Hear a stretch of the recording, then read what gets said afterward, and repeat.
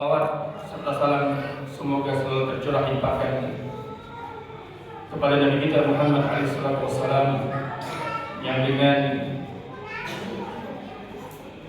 dengan perjuangan beliau lah, yang dengan kesabaran beliau lah, pada akhirnya Islam bisa sampai pada tempat kita pada hari ini.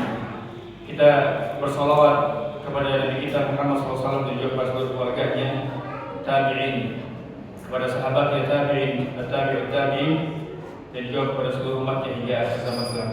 Ma'asyiral muslimin, asyhadulillah. Insyaallah kita akan membahas sebuah tema yang berjudul tentang pentingnya belajar dan memperbaiki bacaan Al-Quran. Sebelum saya masuk kepada tema ini, saya ingin memberikan sedikit alas bahwasanya menuntut ilmu itu merupakan sebuah kewajiban, di mana Nabi Muhammad SAW pernah bersabda, "Thalabul ilmi fardhatun 'ala kulli muslim." Kita mesti meyakini bahwasanya agama Islam adalah agama ilmu dan juga agama amal. Ini agama Islam adalah agama ilmu dan juga agama amal, di mana orang-orang yang berdiri Yahudi dan Nasrani mengatakan, wa qalu la yadkhulul jannata illa man kana hudan aw nasara. Kemudian Allah Subhanahu wa taala membantah, qul hatu burhanakum in kuntum shadiqin. Mana ilmunya, mana burhannya, mana dalilnya? Kalau kalian orang-orang yang jujur, kalau kalian orang yang benar, agama Islam adalah agama ilmu. Allah Subhanahu wa ta'ala memotivasi, Allah dan Rasulnya memotivasi kaum muslimin untuk menuntut ilmu syar'i. Disebutkan di dalam beberapa tempat, yarfa'illahu alladhina amanu minkum walladhina utul ilma darajat. Allah Subhanahu wa ta'ala mengatakan, Allah akan mengangkat orang-orang yang beriman di antara kalian dan orang-orang yang berilmu beberapa derajat. Orang-orang yang berilmu diangkat beberapa derajat. Makanya Rasulullah mengatakan, thalabul ilmi, menuntut ilmu, fardhatun, itu merupakan kewajiban, bagi setiap muslim. Ilmu yang mana yang wajib? Para ulama mengatakan ilmu itu ada dua, ada yang sifatnya fardhu ain dan ilmu yang sifatnya fardhu kifayah. Maka seorang muslim dan muslimah wajib yang pertama kali mempelajari, mengetahui ilmu yang sifatnya fardhu ain. Di antaranya adalah kita wajib mengetahui bagaimana tata cara membaca yang benar, salah satunya. Bagaimana tata cara sholat yang benar, bagaimana wudu yang benar, apa hukumnya, apa wajibnya, apa pembatal-pembatalnya. Dan yang paling utama sekali nomor satu adalah bagaimana kita mengenal Allah Subhanahu wa ta'ala, mengenal Rabbnya, sifat-sifatnya, hak-haknya bagaimana. Ini ilmu yang sifatnya fardhu ain, yang wajib diketahui oleh setiap muslim dan muslimah. Bahkan disebutkan dalam riwayat, dalam ayat yang lain, Allah Subhanahu wa ta'ala mencela orang-orang yang sangat perhatian, sangat mendetil pengetahuan terhadap ilmu dunia, namun dalam perkara akhirat dia lalai. Ya'lamuna zahiran minal hayatid dunya wa hum 'anil akhirati hum ghafilun. Itu mereka, Ini sudah bicara orang kafir. Orang kafir itu tahu persis dengan kehidupan dunia, perkara-perkara yang zahir dari kehidupan dunia. Syekh As-Sa'di ketika menafsirkan ayat ini, orang-orang itu ketika meletakkan koin di ujung bukunya, dia langsung tahu ini beratnya berapa, ini bahan dari mana, tahu. Saking dalamnya pengetahuan mereka terhadap ilmu dunia. Perkara-perkara yang zahir dari kehidupan dunia itu mereka melotok. Tapi untuk perkara yang batin dari kehidupan dunia, mereka nggak paham. Makanya Allah Subhanahu wa ta'ala mencela, wa hum 'anil akhirati hum ghafilun. Tapi masalah sholatnya lalai, sholatnya nggak becus, wudunya nggak becus, bajunya nggak becus. Ini dicela oleh Allah Subhanahu wa ta'ala dalam Al-Quran.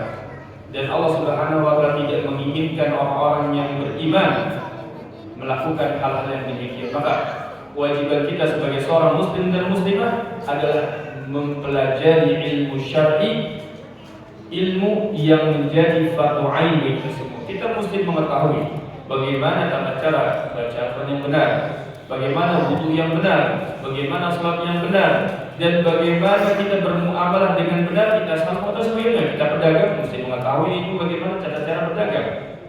Jangan sampai kita terjatuh dalam riba. Kita menjadi seorang pegawai, maka kita mengetahui bagaimana ada pada sebagai seorang pegawai dan sebagainya. Inilah ilmu-ilmu yang sifatnya fardu ain. Di mana ada ilmu yang berikutnya, yaitu ilmu yang sifatnya fardu kifayah, yang mana tidak diwajibkan bagi seluruh kaum muslimin dan muslimah. Apa ilmu yang fardu kifayah? Ilmu fardu kifayah adalah ilmu yang menjadikan agama ini menjadi tegak dan tidak diwajibkan bagi seluruh kaum muslimin, seperti ilmu tentang mengetahui nahwu shorof, kaidah-kaidah, ilmu tafsir itu tidak wajib bagi seluruh kaum muslimin. Ilmu mengetahui tentang usul fikih, qawaid fiqhiyah, qawaid tafsir atau mustalahul hadis tidak diwajibkan bagi seluruh kaum muslimin, namun diwajibkan bagi kalangan tertentu seperti para dai dan sebagainya. Nah di sini teman-teman sekalian, jamaah sekalian rahimani wa rahimakumullah, maka wajib bagi kita untuk meluangkan waktunya mempelajari ilmu syar'i.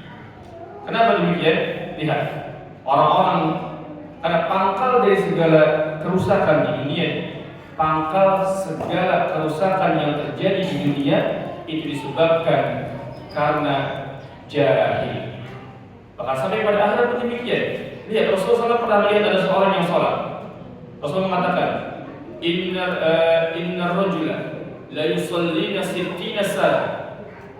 Ada orang yang sholat 60 tahun dan tuqbalu sholat, tidak diterima sholatnya. Ada orang sholat 60 tahun tidak diterima sholatnya, kata Rasulullah. Kenapa? Yutimmu ruku'a wa la yutimmu sujuda. Dia menyempurnakan rukunya tapi tidak menyempurnakan sujudnya. Dikarenakan kejahilan. Seorang datang sholat, Rasulullah melihat, dia mengucapkan salam, assalamualaikum, Rasulullah jawab, waalaikumsalam. Kemudian dia sholat. Kemudian Rasulullah setelah sholat melihat, irji' sholli fa innaka lam tusalli. Balik lagi sholat, kamu belum sholat. Ulangi lagi makna ini. Kata Rasulullah, irji' sholli fa innaka lam tusalli. Balik lagi belum sholat. Akhirnya orang itu, ya Rasulullah, cuma begini saya bisanya. Ajarkan kepada saya bagaimana cara sholat yang benar. Intinya dalam hadis disebutkan kalau sholat itu sempurnakan rukun dan wajibnya, tumakninah.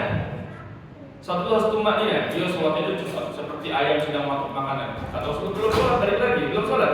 Kenapa? Karena kejahilan. Tapi ketika Rasulullah mengajarkan ilmu sholat yang benar, akhirnya sesat. Rasul tidak mengatakan balik lagi dia.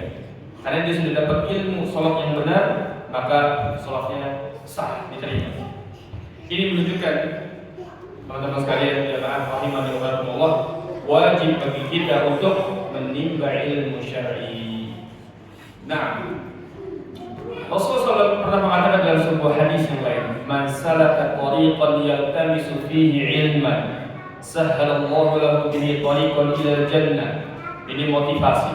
Siapa yang menempuh suatu jalan untuk menuntut ilmu syar'i, maka nanti Allah akan mudahkan jalan orang tersebut menuju surga. Coba lihat.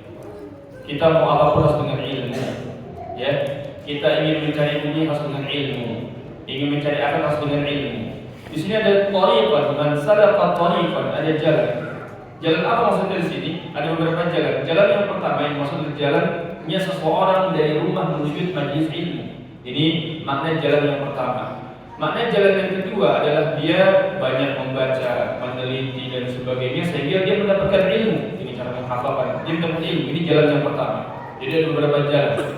Kemudian apa yang dimaksud dengan sahhalallahu lahu bihi tariqan ila jannah? Allah akan mudahkan jalannya menuju surga, yakni menuju atau dia melewati sirat. Dimudahkan oleh Allah ketika dia menuntut ilmu syar'i. Maka ini motivasi yang harus ditanamkan, yang harus kita ketahui bagi jamaah sekalian, ya, agar kita bersemangat untuk menghadiri kajian-kajian ilmu, membaca buku-buku yang bersifat buku syar'i, buku agama sebagainya, agar kita itu beribadah dengan benar, ya, akhirnya itu bisa beribadah dengan benar. Kemudian tujuan kita di dalam menuntut ilmu itu agar dikatakan ikhlas, kata para ulama mesti memenuhi beberapa syarat. Ya, bagaimana agar seorang yang dikatakan ikhlas di dalam menuntut ilmunya? Gambaran ikhlas itu bagaimana? Yang pertama, ketika datang ke kajian ilmu itu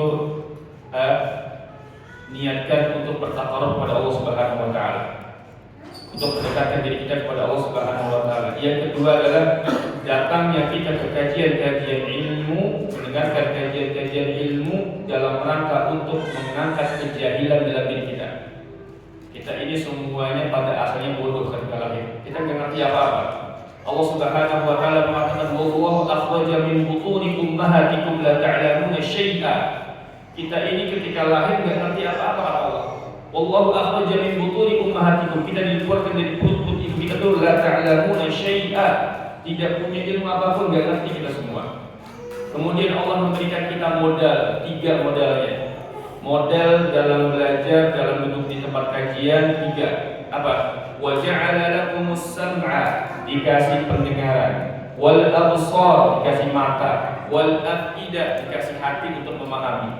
Ini 3 instrumen panca indera yang harus digunakan ketika ngaji, ketika duduk di kajian ilmu.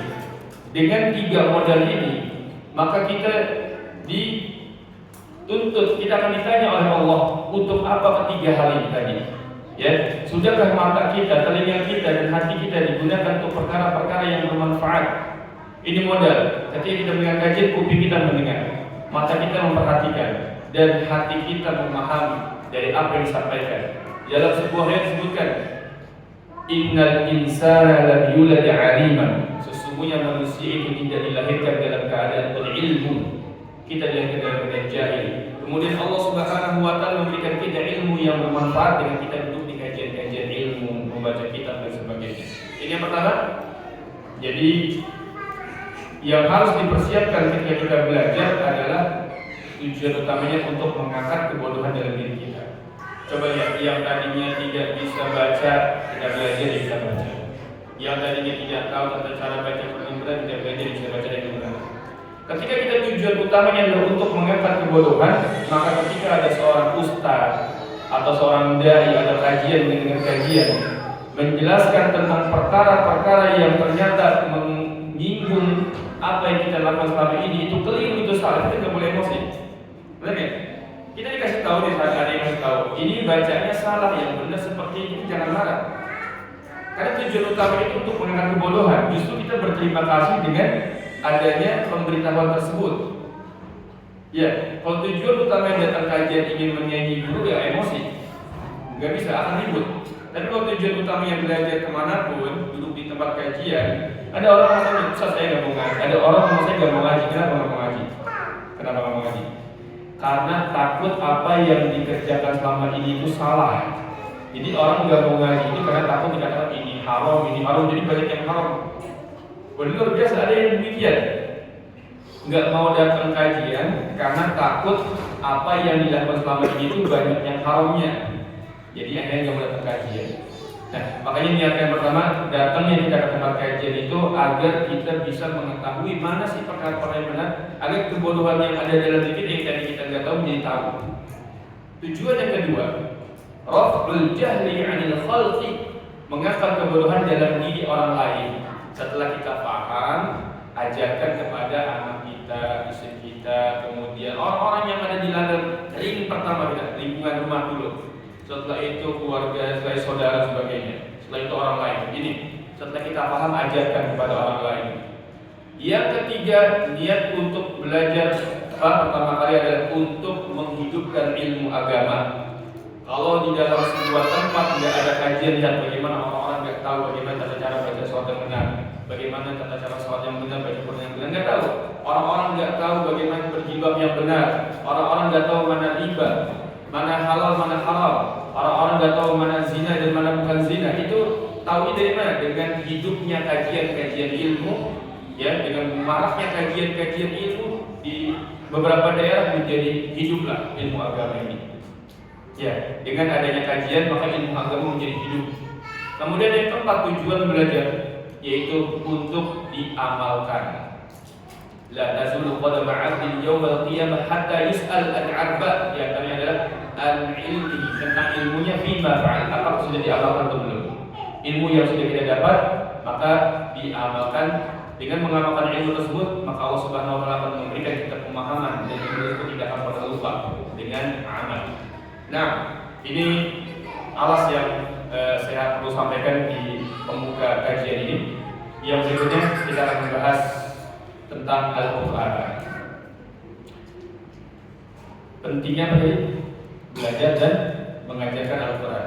Ini hadis yang mungkin terkenal, hadis yang di antara kita semua itu hafal.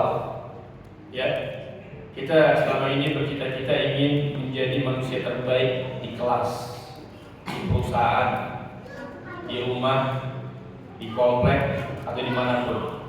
Tapi pernahkah kita bercita-cita menjadi manusia terbaik menurut Allah dan Rasulnya?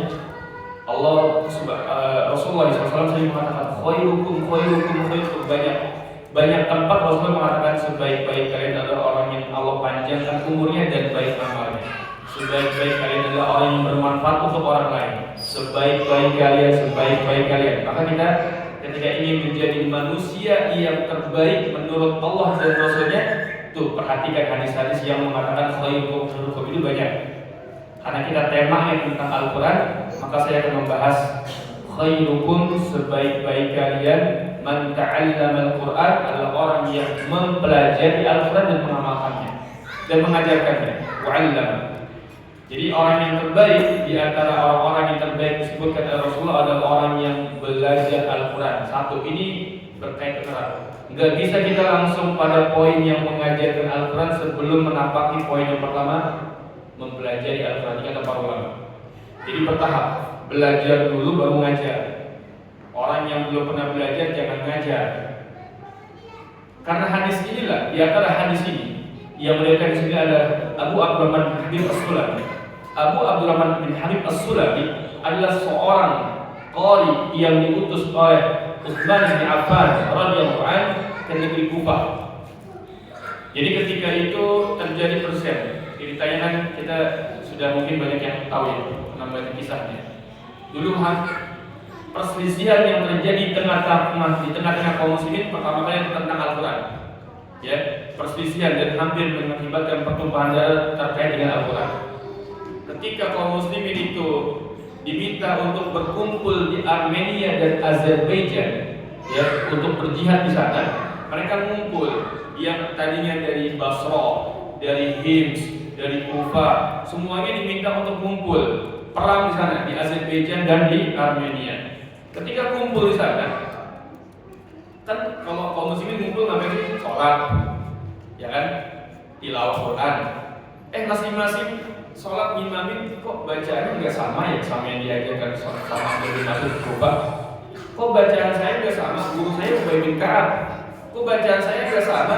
Guru saya ulang-ulang sebutin guru-gurunya. Akhirnya ribut, menganggap bahwasanya bacaan mereka itu adalah bacaan yang paling benar. Ribut karena Rasulullah SAW tahu kondisinya itu kaum Arab ketika pertama kali itu Al-Quran ketika pertama kali turunkan. Ya, Rasulullah mengetahui, Rasulullah minta uzur sama Allah, berdoa, ya Allah, tambah lagi, tambah. Tadinya cuma diminta untuk satu bacaan, satu lahjah aja, ya, satu variasi aja, ya. Kemudian ditambah 2, ditambah 3, ditambah 4 sampai mentok 7. Faqra'u ma tayassara min. Baca aja apa yang mudah darinya. Di antara orang-orang Arab itu ada yang kayak kita di Indonesia, ada Jawa, ada Betawi, ada Sunda, ada Sumatera, yang ada orang tua, yang ada orang mudanya, yang mudah terbiasa mengucapkan demikian. Ada yang A, ada yang E, ada yang dilahjah A, ada yang AA, ada yang A, ada yang AA. Baca gitu kan?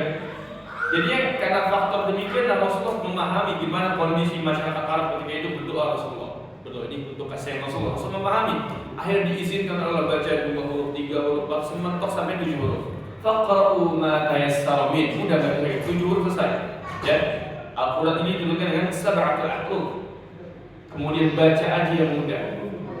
Iqra'ul Quran kama 'allamtum. Baca sebagaimana kalian diajarkannya jalurnya begini, ya begini diajarin. Jalurnya seperti diajarin. Ya, maka ada bangsa-bangsa Arab yang memang terbiasa membaca dengan qiraah yang lain. Seperti di Afrika mengucapkan qiraah al-Imam Warsh. Kalau kita ini membaca dengan qiraah al-Imam Asim, ya, dengan perawinya itu al-Imam Hafs. dengan jalur Syatibiyah. Ini kita amalkan di Indonesia.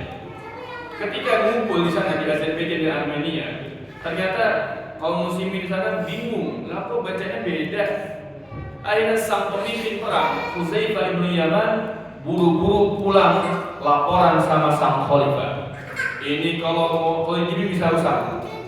Kekuatan kaum muslimin bisa goyah karena mereka pengen perang. Buru-buru Hudzaifah bin Yaman pulang lapor, wahai khalifah, itu di sana lagi pada ribut. Di sana lagi pada ributin masalah Quran. Beda-beda bacaannya. Akhirnya sang khalifah berkhutbah, memanggil para sahabat, wahai para sahabat, di depan kalian yang saya lagi pada ribut. Gimana yang lagi di sana? Gimana lagi di sana? Ayo kita semuanya bersatu kumpulkan Al-Quran menjadi divariasi satu macam kan Al-Quran. Akhirnya dirapikan oleh Utsman bin Affan dan diketuai oleh Zaid bin Thabit. Nah, ketika terjadi selesai, singkat cerita selesai, menjadi sekitar ada yang mengatakan 6 salinan, 7 salinan, 8 salinan, mushaf dijadikan dijadikan 7 bundel. Kalau yang bisa disatukan bacaannya maka tulisannya maka disatukan. Kalau yang tidak bisa disatukan maka dipisah menjadi mushaf yang lainnya. Kemudian dikirimlah mushaf tersebut yang sudah jadi berdasarkan urutan yang disaksikan oleh Zaid bin Thabit terakhir kali di hadapan Rasulullah SAW, karena masing-masing para sahabat ini latar belakangnya saya panjang kalau bahas ini. Latar belakangnya itu para sahabat itu punya mushaf pribadi. Mushaf pribadi para sahabat itu urutannya beda dengan mushaf yang kita lihat sekarang. Di antara mereka punya mushaf yang urutannya itu berdasarkan turunnya ayat. Seperti Zaid bin Thabit, seperti Ubay bin Ka'ab, Abdullah bin Mas'ud, itu punya mushaf masing-masing semua. Nah, mushaf itu ketika mereka menulis dan mereka pergi ke negeri-negeri kaum muslimin, wahyu belum selesai, tahu nggak? Wahyu belum selesai. Mereka udah kesana dakwah. Ketika wahyu selesai, ya, dan Rasul setoran terakhir kali di hadapan malaikat Jibril 2 kali setoran tuntas, itu ada orang yang menyaksikan. Orang yang menyaksikan adalah Zaid bin Thabit radhiyallahu anhu. Zaid bin Thabit makanya di kemudian hari menjadi ketua panitia pengumpulan Al-Quran. Jadi Al-Quran yang ada sekarang itu adalah Al-Quran berdasarkan urutan yang disaksikan oleh Zaid bin Thabit berdasarkan apa yang dibaca Rasulullah. Rasul terakhir kali bacanya dari mulai Al-Fatihah sampai Anas, urutannya seperti itu, seperti dilihat sekarang. Adapun para sahabat yang berkencar ke negeri-negeri kaum muslimin, urutannya tidak sama. Itulah terjadinya apa? Perpecahan sana. Oleh karena itu Utsman bin Affan manggil para sahabat, dipanggil, coba para sahabat yang punya mushaf-mushaf pribadi ditarik-tarikin ke mushafnya dibakar supaya tidak terjadi perselisihan. Selesai singkat cerita, akhirnya setelah jadi 7 salinan, maka oleh Utsman bin Affan dikirimkan mushaf-mushaf terbaru berdasarkan apa yang dibaca oleh Rasulullah terakhir kali di masa hidupnya dan disaksikan oleh Zaid bin Thabit yang seperti kita lihat sekarang. Orang mushaf yang dikirimkan ke Kufah adalah mushaf dengan qori'nya. Jadi Utsman bin Affan itu ngirimin mushaf plus pembacanya, plus pengajarnya. Gak kayak kita sekarang. Kita kalau mau nyari mushaf, misalnya toko buku kan cuma datang mushafnya aja kan. Ya datang cuma mushafnya aja. Adapun yang ngajarinnya nggak ada, ya kan? Tapi kalau Utsman bin Affan mengirimkan mushaf ke negeri kaum muslimin itu plus sama orang yang ngajar. Ini inspirasi ketika ada teman-teman yang suka nyebarin mushaf ke pelosok-pelosok datang ke rumah. Saya bilang antum jangan menyebarkan mushaf aja. Plus ada orang yang ngajarin juga di pelosok itu bukan cuma butuh mushaf tapi butuh guru. Ya kan? Butuh guru orang pelosok-pelosok itu. Mushafnya dikasih yang ngajarinnya nggak ada. Caranya dan mencetak mushaf itu lebih gampang daripada mencetak guru. Mencetak guru itu butuh beberapa tahun, gak gampang. Nah, jadi ini inspirasi teman-teman yang bergerak di bidang penyebaran mushaf ke pelosok-pelosok. Utsman bin Affan mengirimkan mushaf plus sama pengajar-pengajarnya. Singkat cerita yang ingin saya tekankan di sini, guru Quran yang dikirimkan ke negeri Kufah bernama Abu Abdurrahman As-Sulami. Abu Abdurrahman bin Habib As-Sulami, negeri Kufah. Kufah itu dulunya bacaannya itu mengikuti bacaan Abdullah bin Mas'ud. Ketika Abu Abdurrahman bin Habib As-Sulami itu bacanya seperti apa yang dibaca oleh Zaid bin Thabit. Abu Abdurrahman bin Habib As-Sulami itu berguru kepada 2 orang. dua orang utama. Yang pertama adalah Zaid bin Hubeish, yang kedua adalah Zaid bin Thabit. Ya, dari Zaid bin Hubeish kemudian ke Rasulullah. Kemudian dari sini yang kedua adalah Zaid bin Thabit, Ali bin Abi Thalib, Utsman bin Affan dan sebagainya. Ya, ini dapat Rasulullah semua. Nah, Abu Abdurrahman As-Sulami punya murid. Ya, kalau nggak salah saya agak sedikit. Kalau nama muridnya adalah Al-Imam Asim. Ya, Al-Imam Asim. Oh ya, apa gini? Al-Imam Asim itu punya dua guru utama. Guru utamanya adalah Abu Abdurrahman bin Habib As-Sulami dan Abdullah bin Mas'ud yang begini ceritanya. Ya, Al-Imam Asim ini punya dua guru utama, Abu Abdurrahman As-Sulami dan Abdullah bin Mas'ud. Kebayang? Abu Abdurrahman As-Sulami ini adalah muridnya Zaid bin Thabit, muridnya Ali bin Abi Thalib, muridnya Utsman bin Affan. Adapun Zaid bin Hubeish ini merupakan muridnya Abdullah bin Mas'ud. Ya, Abdullah bin Mas'ud kepada Rasulullah. Demikian. Nah, Al-Imam Asim itu punya murid utama yang kita kenal dengan Al-Imam Hafs dan Al-Imam Syu'bah. Bacaan yang kita amalkan di Indonesia itu adalah bacaan dari Al-Imam Hafs jalurnya yang kita amalkan sekarang, dan kebanyakan di dunia adalah bacaan dari Al-Imam Hafs yang dulunya sebelum Al-Imam Hafs itu tersebar bacaannya, maka yang beredar adalah bacaan dari qiraah Al-Imam Abu Amr. Dulunya itu Abu Amr qiraahnya yang tersebar di dunia kebanyakan. Ketika Khalifah Turki Utsmani berkuasa, maka di sana ditentukanlah bacaan dari Al-Imam Hafs, tersebar radio, kemudian imam sebagainya ditentukan pakai Al-Imam Hafs. Makanya setelah itu sampai sekarang yang tersebar kebanyakan di dunia adalah bacaan dari Al-Imam Hafs yang kita kenal sekarang. Nah, ini kisahnya. Al-Imam Abu Abdurrahman bin Habib As-Sulami mengatakan, karena hadis inilah khairukum man ta'allama al-Qur'an wa 'allama, sebaik-baik kalian adalah orang yang mengajarkan Al-Qur'an dan mempelajari dan mengajarkannya. Aku bertahan duduk di Masjid Kufah 40 tahun ngajar Quran.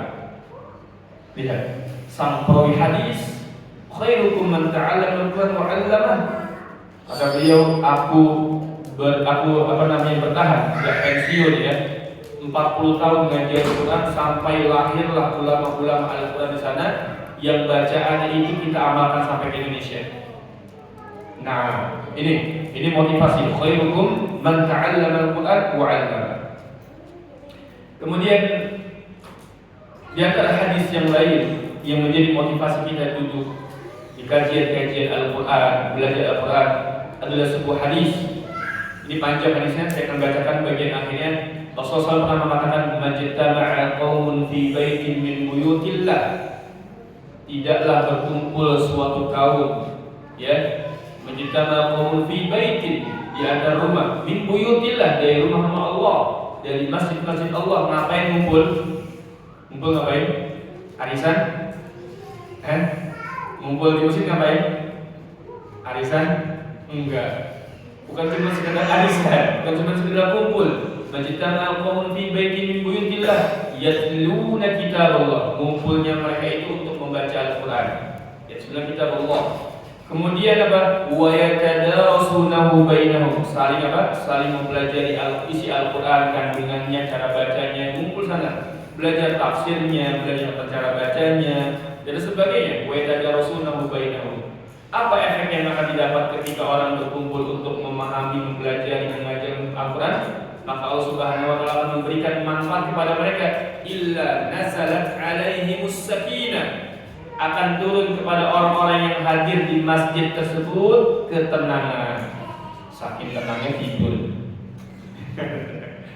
Ketenangan turun kepada kita semua yang duduk kajian-kajian ilmu di masjid-masjid, belajar ilmu. Pokoknya apa aja yang berkaitan dengan Al-Qur'an, bukan cuma tahsin doang. Belajar tafsirnya, belajar bahasa Arab untuk memahami Al-Qur'an. Pokoknya kajian-kajian ilmu syar'i yang ada kaitan dengan Al-Qur'an.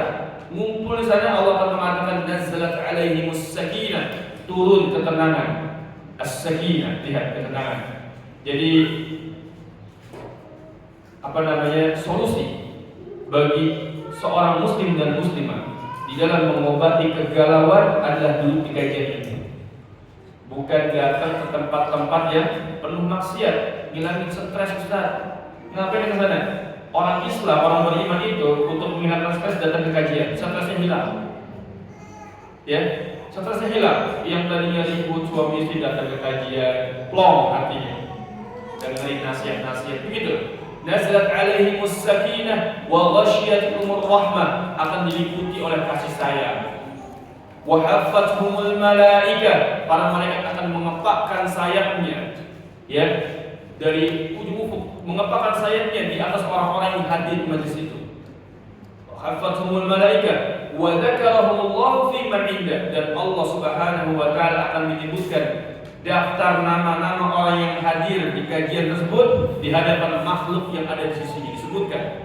Bahkan hatta hitan fil bahr, sampai ikan-ikan yang ada di lautan memuji bersalawat, yang berzikir untuk memohonkan ampunan kepada orang-orang yang hadir di masjid ilmu.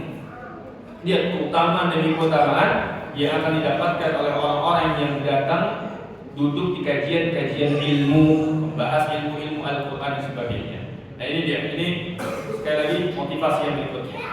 Ya, semoga setelah ini kita semua bersemangat untuk menghadiri kajian-kajian ilmu syar'i. Yang berikutnya, pembahasan berikutnya terkait dengan penjagaan Al-Quran. Ya, Allah Subhanahu wa taala menjamin bahwasanya Al-Quran ini Allah akan jaga, Allah akan pelihara sampai hari kiamat. Sebutkan dalam sebuah tafsir di sini, hanya kami semata yang menurunkan Al-Quran. Inna nahnu nazzalna dzikra wa inna lahu lahafidun. Kamilah yang menurunkan Al-Quran ke dalam hati Muhammad SAW, ke dalam hati Muhammad SAW sebagai peringatan bagi manusia. Sesungguhnya kami menjaga Al-Quran dari penambahan, dari pengurangan, pergantian dan penyimpangan, terjaga semuanya. Ya, makanya ketika ada yang salah baca atau sebagainya itu langsung ketahuan, terjaga sampai hari kiamat. Baik. Di antara bentuk penjagaan disebutkan oleh para ulama adalah penjagaan Allah terhadap Al-Quran di Lauhul Mahfuz. Yang kedua, dalam jalur penyampaiannya kepada kita Muhammad SAW tidak disisipi oleh siapapun, tidak disisipi oleh perkataan jin dan sebagainya, terjaga. Ketika turun nggak bisa jin itu mencuri berita, nggak bisa, disambar petir mereka, nggak bisa ngintip-ngintip, ya nggak bisa mencuri dengar. Kemudian penjagaan Allah terhadap Al-Quran dalam hati Nabi Muhammad SAW dalam mengumpulkan di dalam dada beliau. Penjagaan Allah terhadap Al-Quran tatkala Rasul menyampaikan dan membacakannya kepada manusia terhindar dari penyisipan dan penyimpangan. Yang kelima, inilah yang menjadi fokus utama kita, penjagaan Allah terhadap Al-Quran setelah Nabi SAW selesai menyampaikannya serta menjadikannya terpelihara dan terlindungi hingga hari kiamat, terjaga. Cara bacanya, tulisannya terjaga. Wal akhdhu bit tajwid hatmun lazimu man lam yujawwidil Qur'ana azimu bi annahu bihil ilahu anzala wa hakada minhu ilaina wasala, kata Imam Ibnu Jazari. Jadi beliau Imam Jazari menyebutkan tentang hukum bertajwid awalnya. Wal akhdhu bit tajwid hatmun lazim, mengamalkan tajwid ketika membaca Al-Quran itu hukumnya wajib, kewajiban yang wajib, ya mesti, hatmun lazim. Man lam yujawwidil Qur'ana athim, siapa yang tidak mentajwidkan bacaan Al-Qur'annya, sengaja tidak mentajwidkan bacaan Al-Qur'annya. Kalau kita lihat tafsirnya begitu, sengaja. Ada orang yang enggak sengaja enggak bertajwid. Ada orang yang sengaja enggak bertajwid dan ada orang yang sengaja enggak bertajwid. Paham enggak? Ada orang yang enggak sengaja itu udah belajar tapi ternyata salah. Itu enggak sengaja. Udah berusaha belajar, dikasih tahu sama gurunya, ha lagi, ain, hamzah lagi dibaca, alhamdulillahirabbil alamin, alhamdulillah, al-kham, ar-rahim, balik lagi ke kha. Jadi orang udah belajar, kasusnya dia udah belajar, udah dikasih tahu so lagi, sya lagi, ihdinas sirata, ihdinas sirata, si, bukan sirata, itu shin.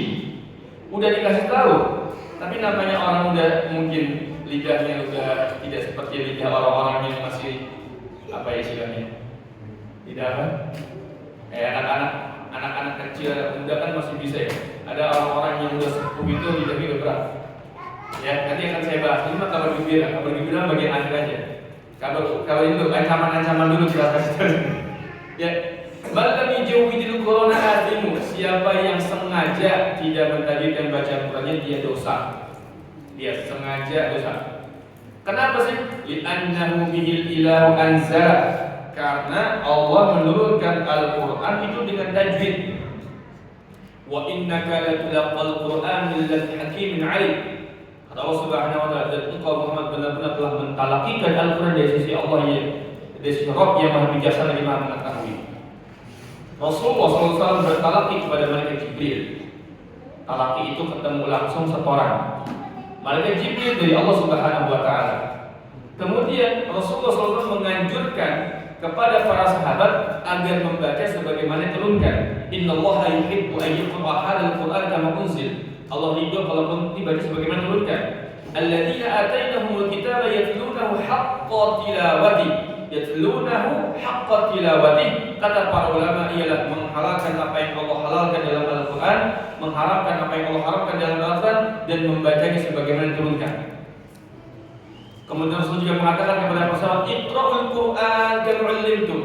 Bacalah Al-Qur'an sebagaimana kalian diajarkan. Dia dibacakan begini-begini. Suatu hari Abdullah bin Mas'ud radhiyallahu anhu pernah ngajarin orang Al-Qur'an, kemudian orang itu salah. Innallaha apa? Di dalam sebuah dalam surah dalilnya adalah ayat innamas shadaqatu lil fuqara'i wal masakin. Innamas shadaqatu lil fuqara'i wal masakin. Kemudian Abdullah bin Mas'ud mengatakan begini, enggak begitu Rasulullah ngajarin saya. Tahu maksudnya? Enggak begitu Rasulullah ngajarin saya. Maka kata Al-Qur'ani Rasulullah SAW. Rasulullah enggak begitu ngajarin saya.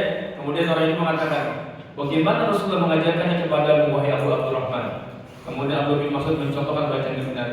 Innamas shadaqatu lil fuqara. Famaddaha, dipanjangin fuqaranya. Ini menunjukkan bahwasanya bacaan Al-Qur'an harus sama seperti apa yang diajarkan oleh Rasulullah, harus sama seperti yang Rasul dapatkan kepada malaikat Jibril, harus sama seperti apa yang malaikat Jibril dapatkan dari Allah Subhanahu wa taala. Harus sama. Ya, cara bacanya faedah-faedahnya. Panjang, famaddaha dipanjang. Ini baru beberapa kasus. Ada banyak kasus-kasus yang lain, nanti akan kita bahas.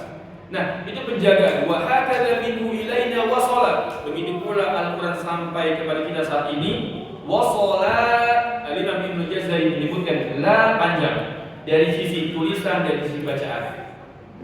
Tulisannya harus sesuai dengan kaidah Qasul Utsmani yang disepakati oleh Utsman bin Affan radhiyallahu anhu. Dan bacaannya harus sama sebagaimana ia diturunkan. Dua. Kalau kita lihat syaratnya dua.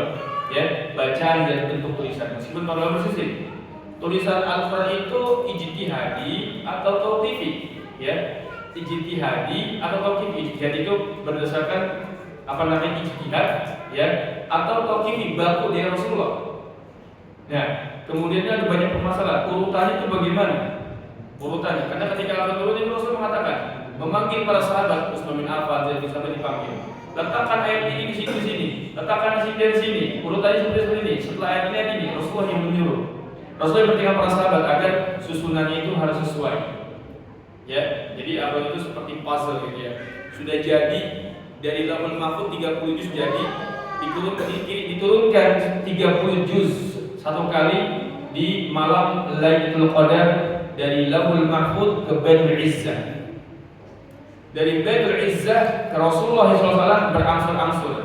Nah itu yang diturunkan berangsur-angsur enggak sama urutannya seperti yang ada di Lauhul Mahfuz, berangsur-angsur. Bergantung tema, bergantung sebab-sebab yang ditimpa di Rasulullah. Paham ya? Ketika ada kejadian ini turunkan ini turunkan seperti ini sebagainya. Di akhir sebelum Rasulullah wafat dirapihin lagi seperti apa yang tertulis dalam Lauhul Mahfuz. Begitu sejarahnya seperti itu. Baik, kita kembali ke sini. Dari poin yang kelima, maka kata para ulama ada tiga hal terkait dengan poin yang kelima, penjagaan setelah Rasulullah menyampaikan kepada manusia, penjagaan terhadap huruf-huruf. Jadi kalau baca itu huruf-hurufnya nggak boleh sembarangan. Alhamdulillah, ya kan? Ijajul jilatil ardu jiljalaha, nggak boleh. Ini melanggar makhrajnya ini, nggak seperti itu. Penjagaan dijaga huruf-hurufnya harus sesuai. Za-nya za, jangan za dibaca ja. Fa ya fa, ada aminnya, bukan fa dibaca pa. Ya. Aqwaja, aqwaja. So ya so, jangan dibaca sho. Itu shin. Ainnya ain, jangan dibaca hamzah. Maka yang di para ulama bangkit. Ketika terjadi banyak penyimpangan, para ulama bangkit nanti. Ya, yang tadinya itu ilmu tajwid itu nggak ada. Di zaman Rasulullah nggak ada, di zaman para sahabat nggak ada ilmu tajwid karena belum dibutuhkan ketika itu, dan kesalahan itu masih sangat minim. Hanya terjadi 1-2 orang yang salah. Ketika mendengar ada kesalahan, Rasulullah mengatakan arsyidu akhakum, itu bimbing saudara kalian. Saudara kalian itu nggak bisa baca, salah-salah baca bimbing, dan kesalahannya belum fatal. Karena di zaman Rasulullah ada orang ajam. Siapa orang ajam di zaman Rasulullah? Siapa orang ajam di zaman Rasulullah? Siapa? Suhail Rumi, Salman Al-Farisi, Bilal bin Uqbah. Itu orang ajam semua. Orang-orang luar Arab. Orang ajam itu non Arab. Kita ini orang ajam semua, non Arab. Orang ajam nggak bisa baca Quran, pengen belajar salah. Cuma nggak fatal. Kata Rasulullah, sami'an Nabi sallallahu alaihi wasallam rajulan, ya. Qara'a falahanan, dia salah, dia baca dan mulai salah. Kemudian Rasulullah mengatakan arsyidu akhakum, bimbinglah saudara kalian. Jadi orang-orang yang bisa itu suruh membimbing orang-orang yang tidak bisa. Bahkan Rasulullah mengatakan, baca Al-Quran kepada siapa? Abdullah bin Mas'ud, Ubay bin Ka'ab, Salim maula Abu Hudzaifah. Ya, baca Al-Quran sama orang-orang ini, tokoh-tokoh sahabat yang pakar dalam Al-Quran. Baca kepada mereka. Siapa yang pengen tahu bacaan Al-Quran sebagaimana ia turunkan bacaannya, maka perhatikan bacanya Abdullah bin Mas'ud. Abdullah bin Mas'ud radhiyallahu anhu. Ini dijaga, ya. Kemudian yang berikutnya, penjagaan terhadap penjelasan Al-Quran. Tafsirnya itu, ketika tafsir kita merujuk kepada bagaimana tafsir para sahabat, bagaimana Rasulullah menafsirkan ayat dengan ayat dengan hadis, bagaimana komentar para sahabat terhadap ayat ini. Kemudian penjagaan terhadap para penghafal dan pengamal Al-Quran, serta tetap memelihara orang yang menyampaikan hingga hari kiamat. Ini para penghafal Al-Quran yang ada sekarang, mereka lah para penjaga wahyu. Penjaga wahyu. Nah, ini adalah bentuk penjagaan Allah Subhanahu wa Ta'ala terhadap Al-Quran. Sampai di berapa saya? Sampai di berapa? 10:45. Takutnya ke 12 nanti. Soalnya ya, sabar. Menyampaikan ibu butuh kesabaran, mendengarkan ibu butuh kesabaran, menghafal ibu butuh kesabaran. Kemudian mengatasi murid-murid yang kurang dalam adabnya butuh kesabaran. Semua butuh kesabaran. Saya harus sabar, bapak-bapak sabar dan semua. Insyaallah ya, sabar ya. Insyaallah. Kita luangkan waktu sebentar aja, setengah hari untuk di kajian ini. Setelahnya kita kembali lagi ke dunia masing-masing. Fantashiru fil ardh. Kita berharap lagi untuk bermuslim. Baik, kita lanjut sini. Kemudian perintah utama. Perintah kenapa kita mesti mentaati Al-Quran? Tujuan utama kita belajar Al-Quran itu bukan lisannya fasih, itu bukan tujuan utama. Itu apa istilahnya? Kalau fasih itu adalah hasil. Kata Al-Imam Ibnu Jazari, puncak dari belajar Quran itu lisannya fasih, terhindar dari lahn jali dan lahn khafi, terhindar dari kesalahan yang besar dan kecil. Itu puncak. Puncak orang yang menempati posisi tertinggi dalam belajar Quran. Puncaknya itu. Tujuan utama kita belajar Al-Quran karena adanya perintah Allah Subhanahu wa Ta'ala dalam Al-Quran, warattilil Qur'ana tartila. Perintah ini sama seperti perintah-perintah yang lain, bukan? Iqra'ul abad sallu kama ra'aitumuni usolli. Salatlah kalian sebagaimana aku salat, sebagaimana kalian aku salat. Rasulullah memerintahkan agar kita ini salat sebagaimana Rasulullah salat. Khudhu anni manasikakum, ambillah dariku manasik sama. Maka kita mesti belajar bagaimana haji yang benar, ya, bagaimana sholat yang benar, bagaimana wudu yang benar, dan bagaimana membaca Al-Quran yang benar. Karena perintahnya sama, warattil, tartilkanlah Al-Qur'ana, objeknya Quran. Artinya kalau selain Al-Quran nggak harus tartil. Allahu Akbar. Satu salah bacanya imam. Kenapa salah? Kepanjangan matnya kan cuma 2 harokat. Apa jawabannya? Itu bukan Quran. Iya, itu takbir intiqal, perpindahan. Maka mesti begitu dalam sebagian mazhab, ya kan? Dari awal bangkit sampai berdiri tegak mengucapnya panjang. Allahu Akbar. Dikritik sama orang yang lagi belajar tajwid, tadi semangat belajar tajwid, salah itu imam tuh. Kenapa salah? Cuma 2 harokat kan panjangnya. Muadzin kena didik juga. Allahu Akbar panjang. Allah. Kata orang yang lagi semangat belajar tajwid, muadzinnya salah kepanjangan, 2 harokat. Nah, sekali lagi, di sini objeknya Quran. Kalau selain Al-Quran tidak wajib tartil. Kalau dibacakan bahasa Arab, dosen-dosen bahasa Arab kita dulu pernah komplain sama orang-orang yang sambil belajar baca, dia jangan pakai tajwid. May yaf'alu hadza. Siapa yang melakukan ini? Pakai tajwid, masa belajar bedanya dari pakai tajwid? Enggak enak kan? Baca kitab para ulama juga pakai tajwid. Jadi tajwid itu khusus para baca. Jelas ini ya, ini harus dipahami. Tartila ditegaskan oleh Allah, sebenar-benar tartil. Kalau kata Kiai Haji Ahmad Fatoni yang dalam buku Tahmid Maisurah, bacalah Al-Quran dengan tartil yang optimal. Kita ada guru PTK ini, masa PTK ada? Ya, kenal dengan Kiai Haji Ahmad Fatoni, kalau kenal dia. Beliau dosen PTK. Kata beliau di dalam Tahmid Maisurah, ya, bacalah Al-Quran dengan tajwid yang optimal. Berarti memang sudah apa tuh istilahnya? Udah paling bener lah, paling keren lah, tajwidnya paling atas ya levelnya. Sebenar-benarnya tartil, setartil-tartilnya. Kalau di Musam Depak apa terjemahnya? Bacalah Al-Quran secara perlahan-lahan. Pertanyaannya, yang baca pelan-pelan sudah pasti tartil belum? Belum. Jadi itu butuh penjelasan yang lain. Makna tartil itu betul perlahan-lahan. Nanti kita akan bisa bahasnya. Tartil itu salah satu maknanya adalah perlahan-lahan. Kata Imam Ibnu Mujahid, Imam Mujahid, ta'anna fi, pelan-pelan bacanya. Makanya, tapi gak setiap yang pelan-pelan itu tartil. Anak kecil, alhamdulillahi pelan-pelan bacanya, tapi belum tartil. Jadi makna, salah satu makna tartil adalah perlahan-lahan. Tapi tidak setiap yang perlahan-lahan itu tartil. Jelas ya? Ini ya. Nah, apa itu tartil? Ini banyak versi dari ulama tafsir. Terstruktur, rapi, jelas, pelan-pelan, huruf-hurufnya mesti jelas, itu tartil. Jadi baca Quran itu kalau cepat-cepat boleh nggak? Boleh nggak cepat-cepat? Cepat-cepat boleh, yang penting tartil. Wah, ini gimana? Sebenarnya pelan-pelan. Pelan-pelan itu makna bagian dari tartil. Silakan baca cepat-cepat dan tartil. Innal muttaqina mafazan hadaiqa wa a'naba wa kawa'iba atrabahu wa ka'san dihaqa. Tetap dijaga hukum-hukumnya, enggak masalah, silakan cepat. Ya.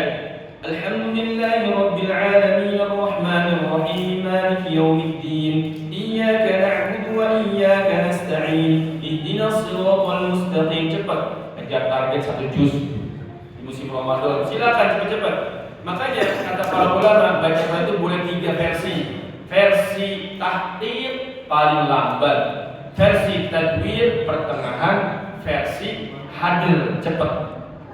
Ini 3 versi boleh. Ketiga versi ini diikat dengan sifat tartil. Mau cepat, mau pertengahan, mau lambat, semuanya mesti benar. Jelas ini ya? Baik, ini tartil. Nah, kata para ulama, tartil itu orang-orang Arab itu kalau nyebutin gigi yang rapi itu giginya tartil. Gigi rapi ada gigi yang lenggang-lenggang, ada yang maju, Itu giginya kurang tartil namanya. Nah gigi yang tartil itu gigi yang rapi. Gigi yang rapi itu gigi tartil ya. Artinya tartil itu rapi isinya. Kemudian ada makna lain seperti disebutkan oleh Dr. Raghib Al-Asfahani. Tartil adalah irsal kalimat minal fami bisuhulati wastiqamah. Jadi tartil itu adalah mengucap dan mengeluarkan setiap kata ya dalam Al-Quran, mengeluarkan setiap kata dengan benar, dengan bisuhulah, dengan mudah dan tepat. Itu tartil. Jadi baca Quran itu sifatnya dua, mudah, tepat. Ringan, tepat. Bukan mudah, ringan dan tepat. Ada orang yang ringan tapi nggak tepat. Baca yang kayak hidung, Alhamdulillahirabbil alamin. Cuma nadanya aja yang keluar, hurufnya nggak jelas. Enak dengar kayaknya mudah gitu. Ada yang tepat tapi berat. A'udzu billahi minasy syaithanir rajim. Dia berusaha dengan setepat mungkin tapi berat. Kita baru baca 2 ayat capek nih. Capek banget sih. Itu dengarnya capek dia. Yang namanya capek, yang dengarnya capek apalagi yang ngamalnya. Kita yang dimakanya capek banget gitu. Coba antum relax dikit bacanya bisa nggak gitu? A'udzu billahi minasy syaithanir rajim. Kalau lagi belajar datar nggak apa-apa, cuma jangan terlalu berat begitu. Ringan aja, ringankan sedikit, ringan sedikit. Ya, baik. Ini ringan dan tepat. Apalagi kalau jadi imam. Oh, jadi imam udah bacanya ini berat ya. Makmumnya udah dehem-dehem lagi di belakang. Nah ini perlu. Jadi imam itu jangan disamakan seperti kita lagi sholat sama guru. Jadi imam itu perlu diperhalus sedikit bacaannya. Ya kalau di depan seorang guru kita sudah menjaga riwayat, mesti benar-benar makhrajnya, sifatnya dan sebagainya. Jadi ketatan itu beda.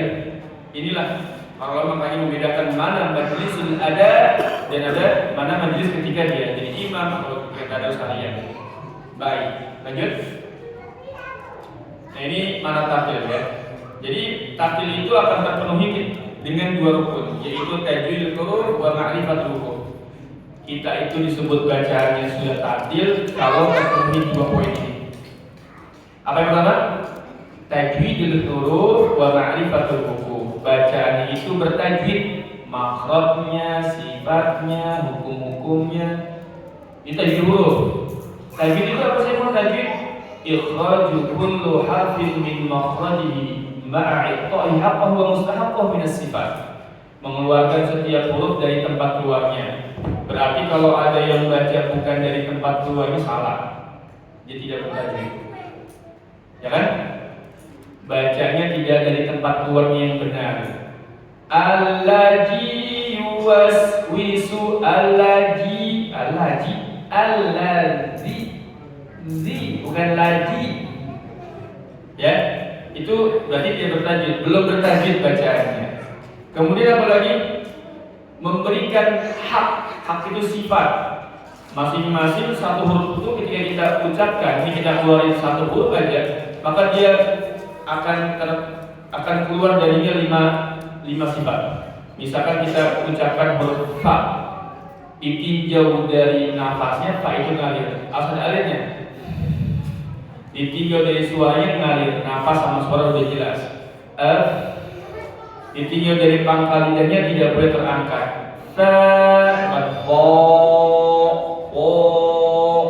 Gak boleh tebal mengangkat. Ditinjau dari lengket atau tidaknya lidah, maka dia tidak boleh lengket. Kalau yang lengket gimana maksudnya lengket? Kayaknya lidah begitu-gitu aja. Lengket gimana? Itu lengket tuh, dia menegak. Jadi ruangan yang dalam mulut ini menjadi sempit, ya karena dia hampir menempel semua ke langit-langit.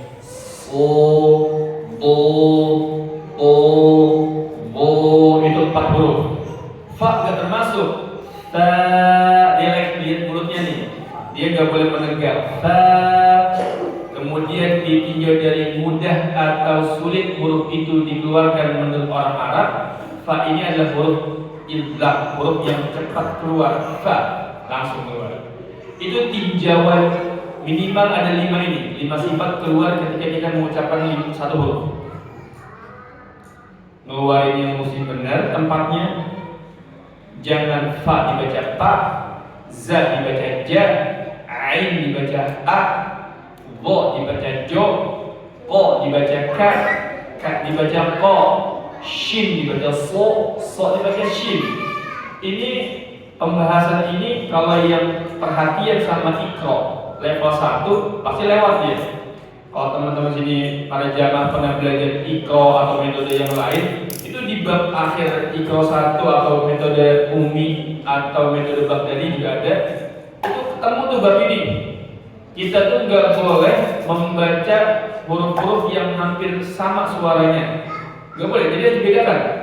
Ta, to, da, do, di, ti, si, beda tuh. Kalau sin dibaca si dibaca sin berubah. Ya. Dibaca dal berubah jadi dal. Nah, maka di Iqra 1 itu bagian akhir atau tilawati atau Baghdadi atau Umi itu bagian-bagian akhir jilid 1-nya itu udah dibahas. Jadi buat pemula balik lagi aja ke situ dulu nggak masalah, nggak usah gengsi. Bahkan di zaman sekarang udah banyak buku yang pemula itu 1 jilid selesai itu bisa ada. Mungkin kalau kita ini orang-orang yang udah sibuk kerja seharian ya, selama semingguan kerja, untuk selesai butuh busita 6 jilid 1 sampai 6 atau sebagainya, itu butuh waktu yang panjang.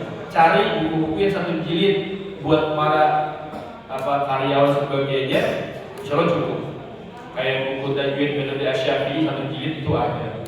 Iqra dewasa kumpulan 1 sampai 6 di 1 jilid itu ada. Ya gitu aja. Jadi tinggal gurunya itu bagaimana dalam menjaga ketataannya, dalam menjaga kualitas bacaannya. Baik, ini dia. Jadi untuk bisa tahu ini, ya, tajwid itu pertama adalah mengeluarkan dari makhrajnya, memberikan sifatnya dan memberikan mustahaknya. Mustahak itu apa sih mustahak? Mustahak itu idgham, idgham, ikhfa, mad yang kita pelajari TPA dulu waktu kecil itu mustahak namanya. Dibaca 2 harokat, dibaca gunna itu mustahak. Nah, kalau yang hak itu dari sifat-sifat. Baik, ini rukun yang pertama. Kita mesti benerin dulu secara bacaan, secara pengucapan yang mesti benar. Rukun yang kedua dari tampil adalah apa? Paham di mana kita harus mulai dan kapan harus berhenti. Ya, kita mulainya dari mana? Apakah kalau baca Quran harus dari sini, dari atas, kemudian berhentinya di bawah? Begitu kan sebagai masyarakat tahunya, mulainya dari atas, berakhir di bawah. Tidak. Baca Quran itu mulainya dari awal tema sampai akhir tema, akhir cerita. Gampangnya kalau kita nggak paham, di Mushaf Indonesia itu ada tanda ain. Tanda ain itu merupakan dedikasi dari ulama kalangan mazhab Hanafiyah yang kemudian diadopsi oleh Mushaf Indonesia. Itu tanda cinta tuh. Beruntung Mushaf Madinah nggak ada ya. Mushaf Madinah gampang. Yang ada di Mushaf Indonesia atau di Mushaf Madinah pakai pensil, pakai pulpen, nggak selesai masalah. Gitu kan? Karena memang begini. Kita kalau belajar itu pakai Mushaf Madinah lebih enak. Antum kalau udah belajar tajwid lebih enak lah. Kenapa enaknya?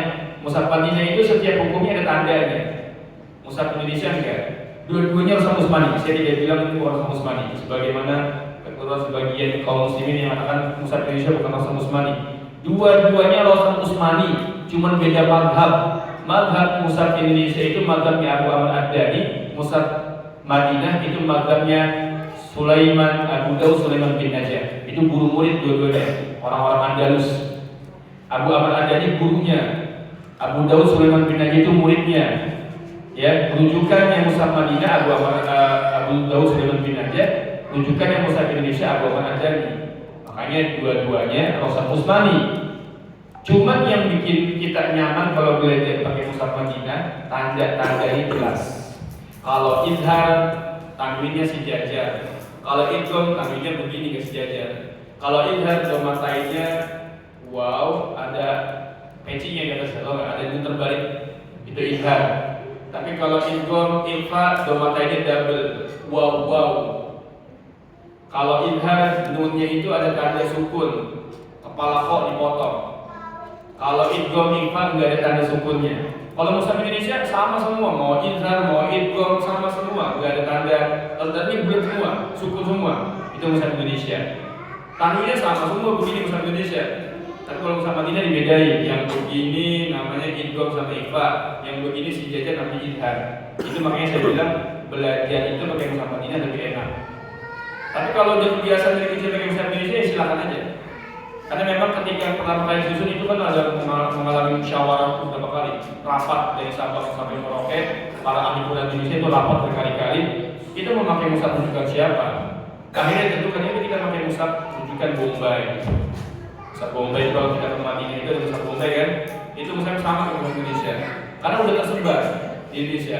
Orang-orang awam itu udah makanya itu. Ya udah sepakat. Sekarang sedang diperbaiki, harus sama agak sama sesuai dengan Abu Ahmad Ad-Dhani, mantan Imam Bukhari. Baik. Nah ini tadi kita lagi membahas berhenti itu mesti pas ya. Baca Quran itu nggak boleh sembarangan. Makanya lihat tanda ain. Ini bentar nih, pagi-pagi kelas baru manggil. Bentar yang lagi udah mau nyampe ain, dua ayat lagi ain. Udah gitu aja ngomong ya. Itu lagi kecuali mendesak itu darurat. Kalau nggak mau mesti kita tinggal, kita lanjutin aja. Tapi kalau lagi santai jangan berhenti kecuali di ain. Jangan berhenti kecuali di ain adanya. Atau kalau kita paham bahasa Arab sih nggak masalah. Begini, berhenti dan memulai itu nggak harus ikutin tanda di mushaf ya. Bagi orang yang paham. Makanya Ibnu Jazari mengatakan wa laisa fil Qur'ani min waqfin wajib wala haramun ghairu ma lahu sabab. Jadi di dalam Quran itu nggak ada wakafnya wajib atau haram di situ atau wajib di situ nggak ada. Buat siapa? Buat mereka yang udah paham bahasa Arab atau nuzul dan sebagainya. Tanda ain itu udah maknanya rukul yang dibuat oleh ulama mazhab Hanafiyah zaman dahulu. Artinya imam-imam itu kalau sholat taraweh jangan rukuk kecuali tanda itu. Oh sekarang rukunya itu di sini. Rukunya dari awal ke akhir. Udah nyampe akhir halaman dia ruku. Kita kadang-kadang kalau yang paham maknanya suka ini gergetan juga dengannya kalau dengar imam kayak gitu. Kan Allah sudah mengatakan, "Qul a'unabbi'ukum." Mau enggak saya kabari tentang yang lebih baik dari itu semua? Yang balasan surga sebagai bagiannya kan dalam surah Al-Imran. Itu jawabannya itu ada di atas. Jawabannya itu ada di baris atas halaman berikutnya. Kita menanti-nanti nih, jangan ruku kan biar pasti dengan ceritanya. Dia ruku. Kayak apa istilahnya? Udah pengen kasih tahu. Mau tahu nggak antum semua jawabannya apa ini? Apa namanya? Mau kita lanjutkan pertemuan berikutnya. Jadi gimana rasanya? Penasaran kita hanya penasaran. Kita penasaran. Kita lanjutkan pertemuan berikutnya, kajian ditutup. Yaitu tipe orang yang belajar yang baca Quran tapi nggak ngikutin ini ya, tanda misalkan dia temanya khususnya ditinggal. Gitu. Kalau lagi jadi imam tuh suka ini, apalagi musim-musim tarawih. Musim-musim tarawih itu banyak. Dadakan-dadakan, ngejar halaman-halaman. Dulu pada masyarakat datang ke Indonesia. Ketika itu ada imam sholat, kemudian setelah sholat itu dua tuh bacaan bagus, masya Allah bagus. Cuma waktu ibtidanya berantakan. Kalau orang yang paham itu gergetan dengannya, ya putus, baru putus ngulang. Kalau maknanya masih ada ulang di kalimat sebelumnya. Kalau kalimat sudah sempurna, tam, hasan, kafi, lanjutin selesai. Alhamdulillah, misalnya contoh mudah. Ini contoh. Alhamdulillahirobbilalamin. Orang baca Alhamdulillah Rabbil Alamin Ar-Rahman Ar-Rahim. Itu contoh putus-putus sembarangan. Ini di Al-Fatihah memang nggak ada kayak gitu. Tapi di selain Al-Fatihah itu banyak kasusnya. Ya, itu banyak kasusnya. Kita yang udah belajar hukum ibtidah tuh bergetar juga. Ini masih ada hubungan dengan kalimat sebelumnya. Alhamdulillah kan gak ubah makna, betul ini waqaf hasan. Tapi antara kalimat yang berikutnya masih ada kaitan dari sisi lafaz dan di sisi lafaz itu ada kaitan. Maka kalau waqafnya hasan mesti ulang lagi. Alhamdulillah, ulang. Alhamdulillahi Rabbil Alamin. Berarti sana kafi di akhir ayat sunnah. Lanjutin ayat berikutnya, begitu. Jadi semuanya ada kaidahnya. Ada kaidahnya. Nah, orang itu baru dikatakan tartil apabila terpenuhi dua tadi. Tajwidnya bagus, berhenti dan mulainya tepat. Gimana buat kita yang nggak paham bahasa Arab? Sebelum ditanya saya kasih tahu, gimana yang nggak paham bahasa Arab? Ibu-ibu yang nggak paham bahasa Arab gimana bu? Supaya tadi terpenuhi dua ini. Ayo, saya sambil istirahat minum. Silakan dijawab. Yang nggak paham bahasa Arab solusinya gimana tuh? Ayat panjang. Itu panjang. Enggak, satu ayat yang panjang-panjang.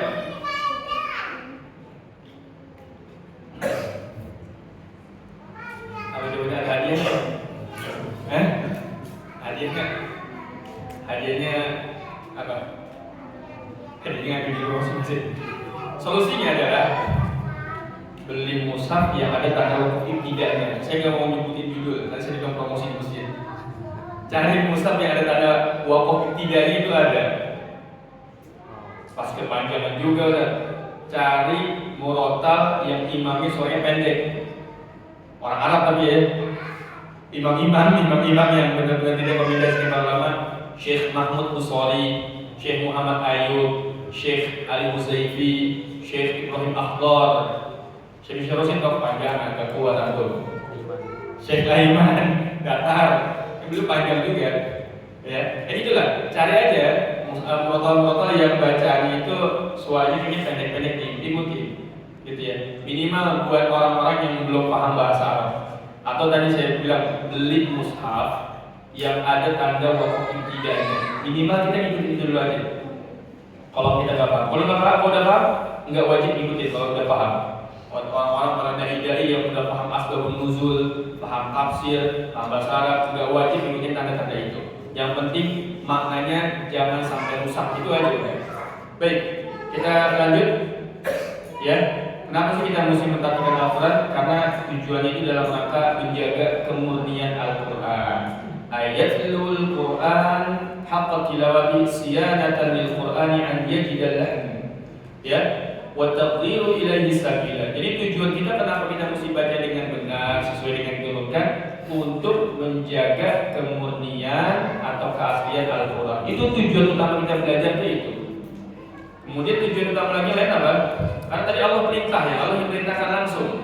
Kemudian dalam rangka untuk mencontoh generasi terbaik. Generasi terbaik pada zaman dahulu, Rasulullah, para sahabat, tabi'in, dan sebagainya, mereka tidak mempelajari ilmu yang lain sebelum belajar Quran atau menghafalkannya.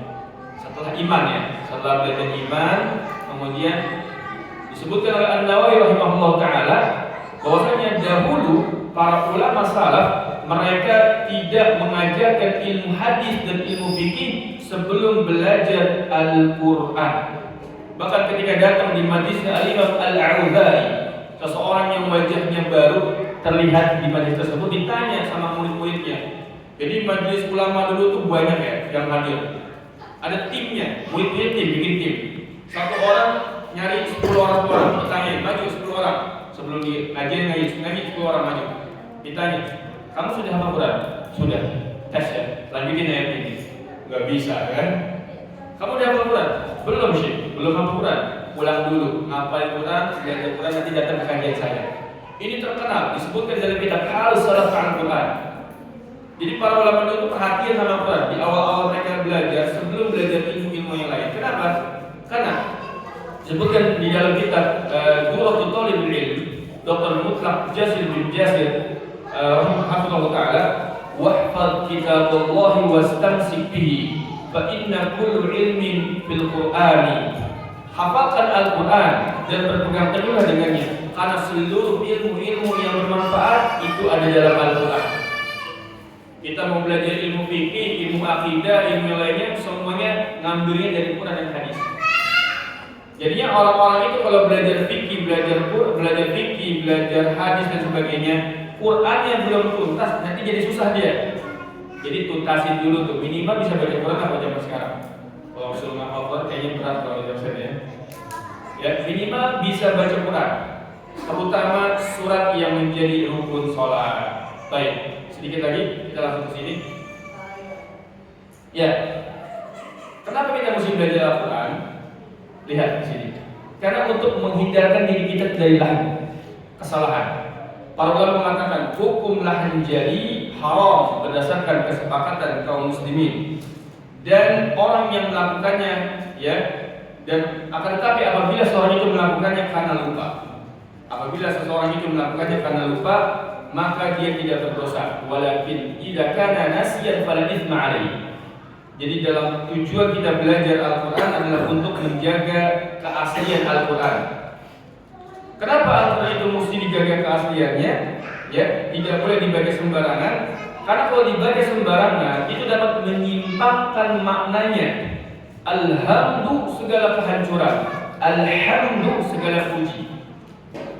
Alam dengan alam itu beda. Alam segala makhluk selain Allah. Ya, jadi ciptaan selain Allah itu alam namanya. Alam, apa alam? Alam, kita belajar ini. Man tashuru bi alamin syadidatin fil mulk.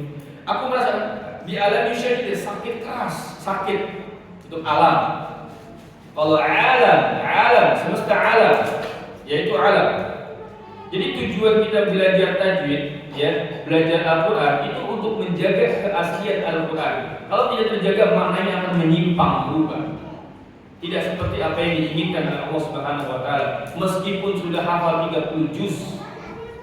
Kata para ulama, dari guru kami Syekh Abdul Karim Hafizahullah taala Al-Jazairi, dia mengatakan seandainya antum sudah hafal 30 juz, wahai murid-murid jamaah, antum sudah hafal 30 juz, tapi bacaannya masih berantakan, ya, bacanya masih lewat gitu, enggak akan dikasih sanad, tidak akan diakui oleh para ulama.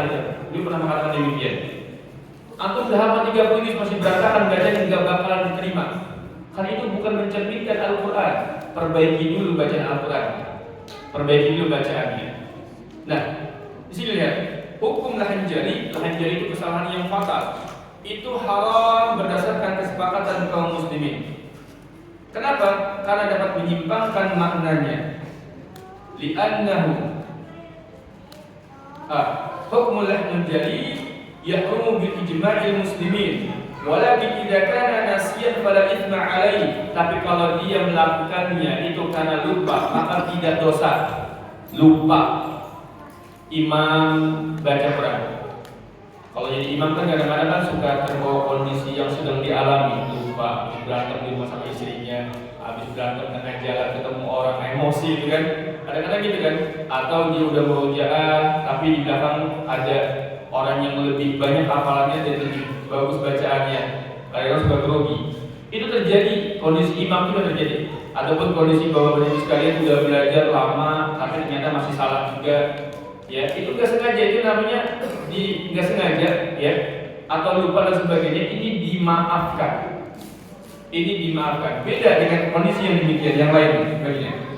Fa idza kana jahilan, kalau dia terjatuh ke dalam kesalahan karena faktor jahil, nggak ngerti, nggak paham cara baca Quran yang benar, nggak paham itu karena dia tidak mau belajar dan tidak pernah menyempatkan diri untuk belajar. Fa idza kana jahilan bil hukmi wa ahmala at-ta'limi fa innal ithma yulhiquhu. Dia nggak paham karena dia tahu hukumnya, lalai untuk mempelajarinya, padahal di depan rumahnya masjid, padahal dia pengurus masjid, padahal dia pengurus rumah Quran, padahal di tangga sebelahnya adalah orang guru Quran, padahal dia ada kesempatan untuk belajar Quran online lewat di beranda-berandanya, lewat di grup-grupnya ada belajar Quran, ada kesempatan semua.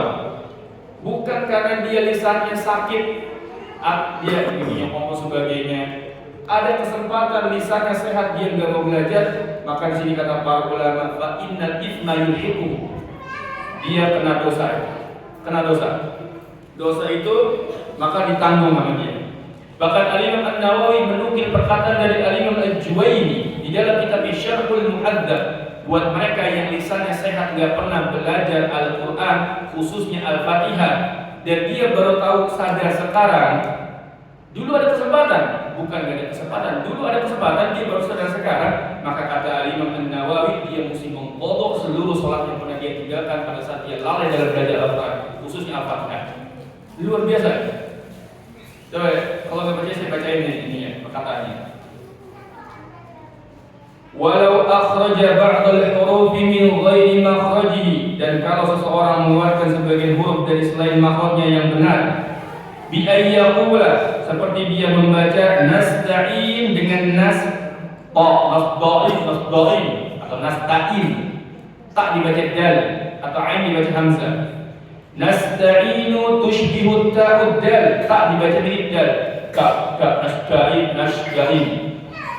Awis sadala bisadin mahdatin wala bisinin mahdat, atau dia baca sad tapi dia bunyi sad, ya, syok. Ini sering terjadi. Imam-imam di masjid-masjid itu, kita kalau lagi mampir-mampir suka ini baca ihdinas syirat. Ketika saya jauh Al-Fatihah di beberapa sebelumnya di Bogor itu kan ada klinik Al-Fatihah. Itu banyak yang betul, ada yang nangis. Dia nangis, saat saya umur saya sekian, udah 50, udah mau dan 60. Gimana? Saya baru tahu sekarang. Sebagaimana nasihat dari Syekh Amir Al-Azhari ketika beliau datang ke Karawang beberapa waktu lalu bercerita, saya juga ada murid seperti itu. Beliau menasihati kita semua. Antum wahai para pengajar Quran, jangan fokus di dalam pondok-pondok. Keluar ajarin manusia ke masjid, buka kajian umum tentang bacaan Al-Fatihah. Ya, beliau punya pengalaman. Ada orang yang sudah tua, baru tahu sekarang. Baru tahu bacaan ternyata berantakan. Shin, sod dibaca shin. Ya, ha dibaca kha dan sebagainya. Akhirnya tahu, nangis. Kata Syekh Samir, tubu ila Allah. Bertobat kepada Allah. Jujur bertobat kepada Allah, kemudian belajar. Akhirnya beliau itu dengerin Syekh Mahmud Usoli, dengerin Muratali sampai datang kajian sebelumnya, datang setiap jam 3 pagi ke masjid duluan. Akhirnya karena marbotnya capek juga kan, bukan, akhirnya dikasih kunci sama dia. Akhirnya dia setiap jam 3 itu habis sholat tahajud dengerin Muratali sambil dicontohin sama dia. Contoh Muratalinya Syekh Mahmud Usoli, contohin, dan akhirnya dia bisa kata Syekh Samir, dia belajar sama Syekh Samir, dicek bisa begini. Sebelum meninggal bacanya sudah benar, sudah tartil bacanya meninggal. Adapun dosa-dosa yang terlalu dia sudah bertobat. Bagaimana pada dalam mazhab Syafi'iyah? Niatkan untuk mengqada apa yang dia tahu aja, apa yang dia ingat. Selainnya dia tobat sama Allah. Udah, Allah buka pintu taubat buat kita sebelum kita meninggal. Jujur. Akhirnya dia meninggal. Nah, ini dia. Ini kesempatan, ya. Adapun yang sudah berlalu ya udah. Kita mohon ampun sama Allah. Yang sekarang yang sekarang. Mulai sekarang belajar minimal Al-Fatihah. Minimal. Lanjutkan ya, coba lihat. Selanjutnya di sini perkataan Al-Juwaini. Awis sadala bisadin mahdatin wala bisinin mahdatin bal bainahuma fa in kana la yumkinuhu ta'allumu sahhat salatuhu. Kalau seandainya ya di sini apabila ia dalam keadaan tidak mungkin lagi untuk belajar, atau dia sudah belajar namun tidak berubah. Lihat, dia udah mendapat uzur dan tahu sekarang udah nggak mampu lagi, itu nggak mungkin. Lisannya ini udah berat ya buat saya belajar. Saya juga udah nggak mampu untuk datang ke kajian karena udah sepuh dan sebagainya. Tapi dia tahu dia salah, udah ada kemampuan tobat, dia udah bertobat kepada Allah. Atau dia udah datang ke tempat kajian Quran, dikoreksi bacaan sama guru, kan tipe begini ya. Jadi banyak jamaah juga yang sudah mulai sepuh-sepuh. Kita kasih kabar gembira, Pak, jangan lihat hasil Pak, proses. Karena dalam agama ini dia tuh prosesnya semua. Kita sering dengar kajian ya. Kalau dilihat hasil, maka ada nabi itu yang gak punya pengikut, apa nabi itu salah? Tidak. Nabi itu sudah menyampaikan dengan benar, tapi yang ikut gak ada. Iya gak? Ada Nabi Nuh dakwah 900 tahun, 950 tahun, yang itu cuma dikit. Itu kalau kita lihat hasil, apakah kita mengatakan Nabi itu salah? Tidak, Nabi itu sudah berjalan sesuai dengan prosesnya. Begitupun kita sudah berusaha, sudah proses semuanya, tapi ternyata hasilnya kita belum pasti meninggal, ya udah. Kita serahkan sama Allah. La yukallifullahu nafsan illa wus'aha. Jadi prosesnya mesti dilihat. Dia udah belajar, tapi masih gak berubah tuh bacaannya, maka sholatnya sah. Kata Al-Juwaini, sahhat sholatuhu, sholatnya sah. Wa in amkanahu wajib ta'allum, tapi kalau dia punya kemampuan, ada kemungkinan untuk memperbaiki, mempelajari bacaannya, ya, maka dia wajib belajar. Lisannya sehat, uzur kita apa nanti ada pengawal hari kiamat? Uzurnya apa? Sehat, masjid dekat rumah, mampu datang, ada kemampuan, menyempatkan waktu itu ada semuanya. Kita semuanya ada. Nggak ada uzur lainnya, nggak ada uzur. Udah tahu ilmunya, nggak ada uzur, nggak mau belajar. Maka wajib baginya dia belajar. Wa in kana wajib ta'allum wa yalzamu ini. Perkataan terakhir yang menjadi semua kita takut. Wa yalzamuhu qada'u kulli salatin fi zamani tafriqi fit ta'allum. Maka dia wajib mengganti ya seluruh salat yang telah dilaksanakannya saat ia meninggalkan belajar mengucapkan bacaan yang benar. Padahal apa? Pada saat itu dia memiliki kesempatan untuk memperbaiki. Dulu itu kemana aja, ya, gengsi atau sebagainya, nggak mau duduk, nggak mau nyempetin waktu, padahal kita punya kesempatan semua. Maka yang udah berlalu ya udah. Allah masih buka pintu taubat yang seluas-luasnya. Sekarang kita tahu, ayo belajar. Baik, selanjutnya di sini, lanjutin fatwa yang ini. Melanjutkan fatwa yang tadi kita baca ini. فَإِذَا كَانَ جَاهِلًا بِالْحُكْمِ وَأَهْمَلَ التَّعْلِيمِ فَإِنَّ الْإِثْمَ يُلْحِقُهُ أَمَّا إِذَا كَانَ فِي سَبِيلِ التَّعَلُّمِ وَأَخْطَأَ فَهَذَا وَاللَّهُ أَعْلَمُ هُوَ الْمَقْصُودُ بِالْقَوْلِ الْجَاهِلِ. Tapi kalau dia itu salah dalam rangka sedang belajar, jadi orang yang belajar pun itu nggak bakalan rugi.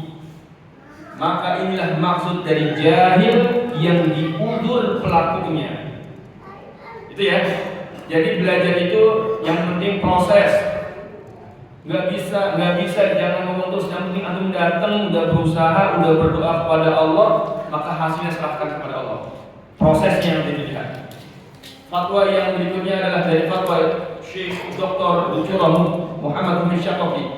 Hukmul lahnil jari huwa haramun mutlaqan. Hukum lahan jari haram secara mutlak. Kenapa? Li'annahu taghyirun li alfadhil Qur'an allati bi taghyiriha tataharrafu ma'anihi. Karena perubahan tersebut dapat menyimpangkan maknanya. Ya, kesalahan tersebut dapat menyimpangkan maknanya. Lahan jari apa sih lahan jari? Ya, perhatikan Bapak-Ibu sekalian. Jangan sampai di dalam tilawah kita itu ada lahan jari. Saya sebutkan lahan jari. Satu, menambah huruf. Menambah huruf, jangan sampai baca kita nambahin huruf. Apa dalam nambahin huruf? Motor. Ini lahan jari. Saya singkat-singkat karena waktu tidak memungkinkan. Nah ini lahan jari. Ganti huruf. Ibdal harfi bi harfi. Hurufnya diganti. Ha diganti ha. So diganti sho. Ini ganti huruf. Buang huruf.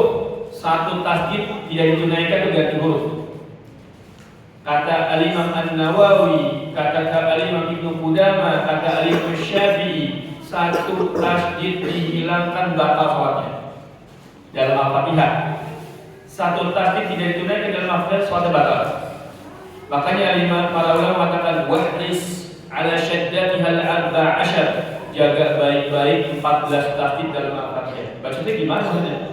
Alhamdulillahirabbil alamin, arrahmanir rahim, maliki yaumiddin, midin. Ar-Rahmanir Rahim, Maliki Yaumiddin. Middin dua. Jadi satu tadi itu dua huruf. Midin. Ya. Apa ya?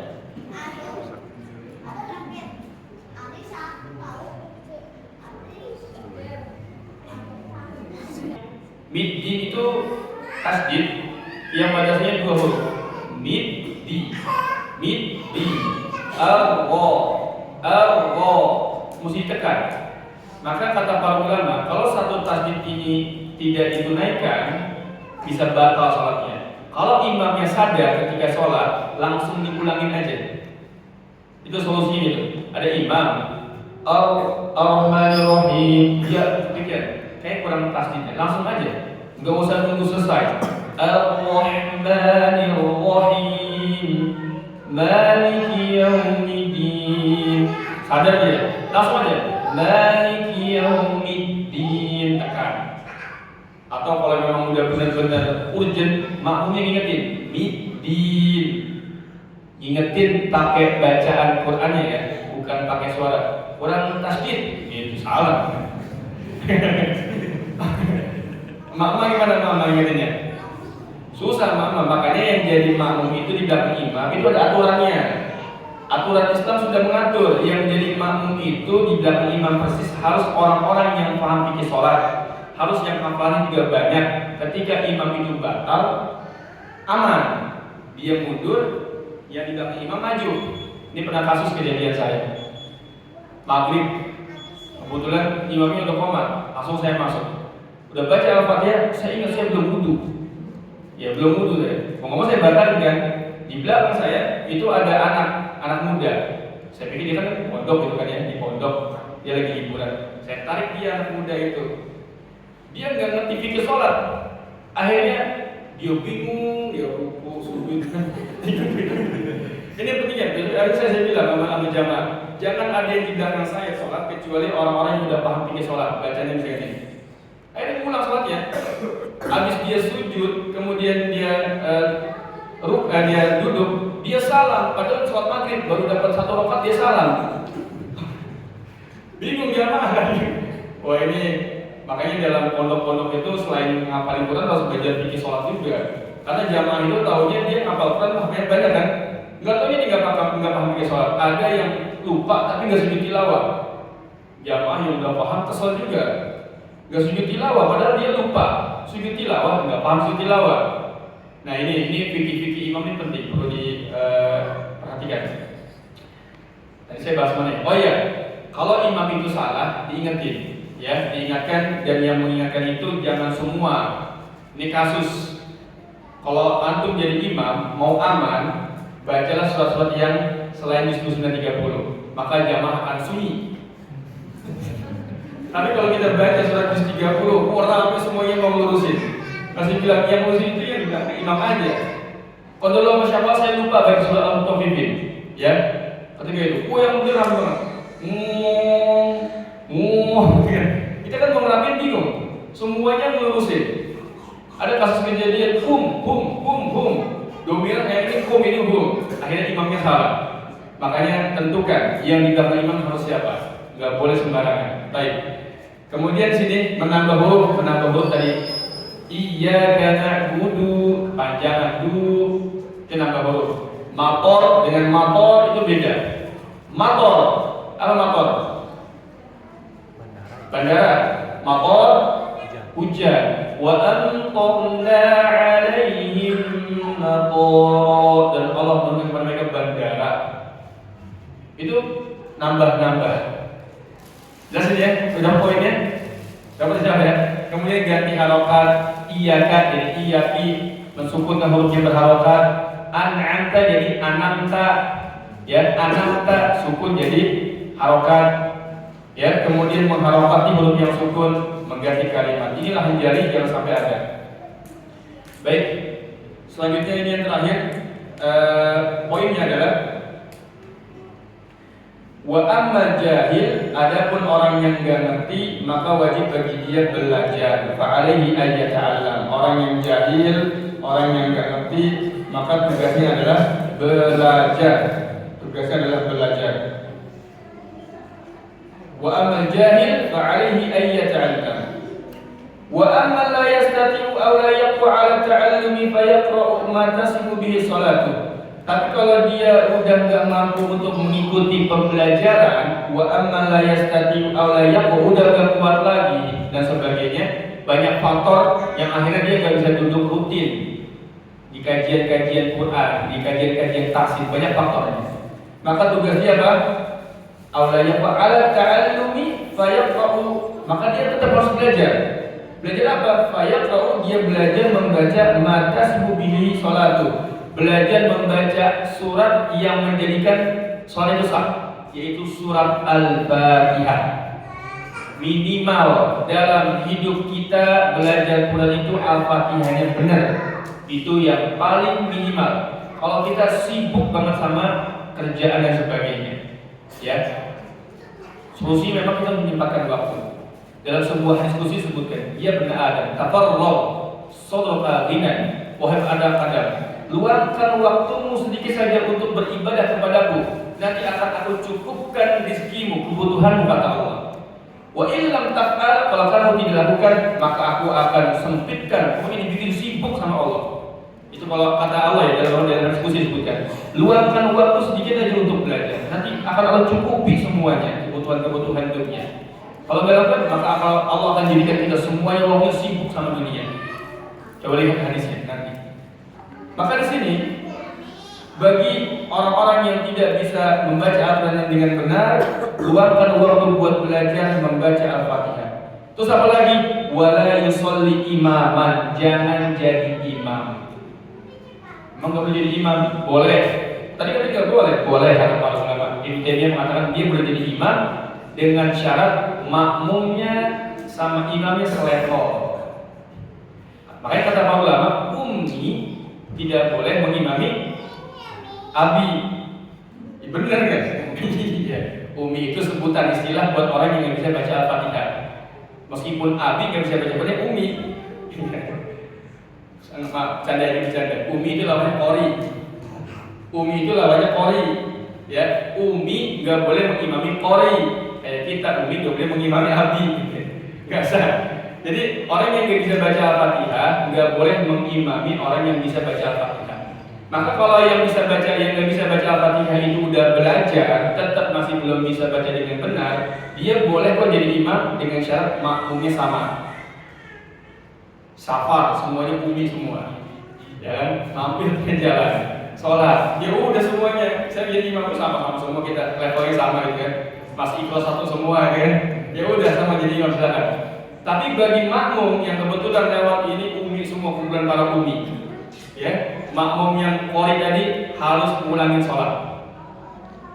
Orang yang bisa baca dengan benar, dia nggak boleh bermakmum sama dia, maka dia harus mufaraqah kata para ulama, ngulangin sholatnya, bukan mengqadha, ngulangin sholatnya. Qadha mah dia udah sholat, dia belum diganti kan? Ini diulang sholatnya. Ini fatwa yang beredar dalam banyak fatwa ulama. Al-Imam Syafi'i mengatakan, wa in lahana fi ummil Qur'an li ana yuhil ma'na syai'in minha lam ara salatahu mujziyatan anhu wa la 'amman khalfahu. Kalau dia jadi imam salat, baca Al-Fatihah, lahan salah, mengubah makna salahnya Al-Fatihah, maka salatnya tidak sah kata Imam Syafi'i. Wa in lahana fi ummil Qur'an li ana yuhil ma'na syai'in minha lam ara salatahu mujziyatan anhu wala amman khalfahu, enggak boleh salat di belakang dia. Orang yang sudah benar baca Al-Fatihah ini enggak boleh salat di belakang orang yang masih banyak lahan jali yang mengubah makna. Lihat, saya tekankan di sini poin lahan jali yang mengubah makna. Nanti takutnya setelah kajian banyak yang mukalafah kan. Ada lahan jali mengubah makna dan ada enggak mengubah makna. Itu enggak, kenapa? Bacanya enggak enak. Enggak enak itu benar, tapi enggak enak suaranya doang. Dia bilang gak enak karena bacanya nadanya gak enak. Tapi bener gak? Bener. Karena gitu kan. Alhamdulillahi Rabbil Alamin. Dengarnya kayaknya kaku, tapi dia bener sah sholatnya. Ada yang dia itu salahnya tapi gak lahan jadi ubah makna, kepanjangan. Alhamdulillahi Rabbil Alamin. Bila mantul-mantul dibacanya, itu masih sah. Jadi mesti paham, kita kalau mau misahin diri dari imam itu mesti punya ilmu juga kan. Karena kalau kita dari awal udah nggak mau imam sama dia, padahal belum jelas kesalahannya jali apa khofi, kita nggak dapat pahala jamaah. Tapi kalau kita dari awal ketemu di tengah-tengah, dapat pahala jamaah. Sebagaimana orang yang sakit sholat biasa sholat jamaah, kemudian dia sakit, maka dia tetap pahala jamaah kata Rasulullah. Paham ya? Jadi mesti ngelihat jelas dulu ini imamnya lahan jali ubah mana. Kalau cuma mantul-mantul kepanjangan Maliki, panjangan itu mah masih sah. Bukan berarti boleh ya. Kita ngomongnya sah nggak sah. Soalnya masih sah. Baik. Kalau ada imam yang bacanya begini, bacanya imam yang mengubah makna, maka sang makmum boleh diam di tempat tapi mulang. Karena takut terjadi kegaduhan di masyarakat. Ini kenapa dia keluar? Karena masyarakat banyak yang kejahilan. Di zaman sekarang itu banyak orang-orang yang ini kalau kita bahas begini ini banyak dari kita pikir. Sampai kita tuh nganggut agama baru atau apa gitu. Kenapa dia keluar? Itu kok sesat bilang. Kok sesat lagi dia bilang. Kiai itu pada tahu semua. Kiai semuanya udah belajar kitab-kitab Syarhul Muhadzab, apalagi Safinatun Najah, Matan Nabi Syuja itu udah tahu semuanya masalah kayak begini. udah tahu, udah paham. Pokoknya kalau Al-Fatihahnya berantakan dan sebagainya, lahan jadi ubah mana ya nggak sah jadi imam, nggak boleh. Nah, maka solusinya adalah belajar dan dia wala yusolli imaman, jangan jadi imam, wala yajharu bil qiraati fi majalis muslimin, jangan ngerasin bacaannya pakai mic. Masjid biasa kan baca Quran terasa suaranya badannya berantakan di kelas nggak boleh. Atau dia baca kalam ilahi sebelum mulai kajian. Yang baca itu harus mereka yang bagus. Kecuali di radio, di TV ada guru yang koreksi program tahsin, ya kan? Di koreksi ada gurunya yang harus tahu. Nah ini perkara-perkara yang harus diperhatikan. Maka solusi dari ini semua, wahai para jamaah, adalah kita bertalaqi duduk di hadapan seorang guru. Sebagaimana disebutkan di sini, yang pertama kita mohon pertolongan sama Allah, kemudian lisan kita itu bukan giginya ompong, lidahnya pendek atau pokoknya lisannya sehat lah. Kalau lisannya nggak sehat, guru maksain, nggak benar juga tuh guru maksain. So dari ini nggak bisa. Ada sebagian daerah itu nggak bisa mencapai shot ada. Sin, shot dibaca sin semua itu ada. Kita nggak bisa maksain dia belajar. Dia udah bahasa Allah, ikhlalullah nafsalillah usaha. Maaf jawab. Yang penting datang terus belajar semangat. Jangan putus asa. Gitu. Kasih kabar gembira, di guru mesti kasih kabar gembira. Nggak bisa, akhirnya futur dia. Susah belajar Quran. Gitu. Kasih motivasi terus. Kemudian yang berikutnya di sini adalah ada beberapa poin belajar tajwid, belajar nahwu shorof dan lain sebagainya. Silakan bisa dibagi sendiri dan bisa dikasih kami ya. Kemudian yang ini poin yang pentingnya nggak masuk. Salah kopas ya. Jadi poin pertama supaya kita bisa terbebas dari kesalahan dalam belajar adalah duduk di hadapan seorang guru. Enggak ada solusi lain. Talaqi, duduk berhadapan dengan seorang guru, dan gurunya itu juga bukan sembarang guru, harus guru yang thiqah. Karena para ulama mengatakan duduk di hadapan seorang guru itu tidak menyelesaikan masalah Al-Quran. Banyak guru-guru yang mutasahil, duduk dari koreksi bacaannya, bertahun-tahun belajar gak ada hasil. Jadi pilih guru, siapa guru yang bisa dijadikan pegangan. Makanya Rasulullah mengajarkan untuk belajar kepada Ibnu Mas'ud, kepada Abdullah bin Abbas, kepada Ubay bin Ka'ab, kepada Salim bin Zaifah. Itu Rasulullah ngasih izin. Inilah guru-guru yang thiqah. Ya, dipilih guru-gurunya siapa? Karena bukan sembarang guru. Kalau guru-guru biasa aja dia ngasih solusi ya cuma aja. Dan tadi niatkan di awal untuk mengangkat kebodohan dalam diri kita. Demikian apa yang bisa saya bahas pada hari ini. Setelah ini adalah kayaknya cari guru Quran yang bisa ngajar di sini. Bukan saya nggak bilang saya. Cari yang lain pokoknya. Cari yang lain. Banyak insya Allah guru-guru sini. Tinggal pilih aja. Atau imam nanti yang ngajari imam sini bisa ngajari Quran. Insya Allah. Baik. Dimulai dari Quran. Insya Allah. Demikian. Mohon maaf apabila waktu ini banyak yang terpakai. Ada 1-2 pertanyaan kami persilakan. Apa yang bisa kami bahas kami sampaikan.